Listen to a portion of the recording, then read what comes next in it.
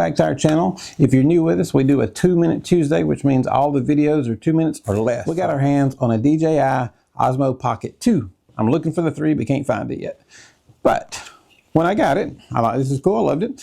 So anyway, I'm playing with it, and I get the micro SD card in there. And for the life of me, I'm going through the screen, I can't figure out how to format this memory card. So anyway, I did some digging, a little research. Maybe it's just me. Maybe I'm the idiot, who knows?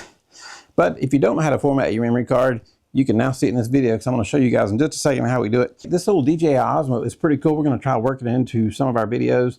I've got a little learning curve to do on it because it does a lot of cool stuff. But most cameras I don't buy aren't in this category. I'm more of a full frame kind of guy. But anyway, it's a cool little camera. So I'm going to hush and show you guys how to format your memory card for the DJI Osmo Pocket 2.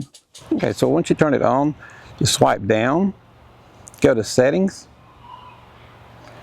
go towards the SD card in the top right, and then you'll see where it says the word format. I'm not going to format mine because I've got stuff on there, but all you have to do is hit that format button and you're good to go.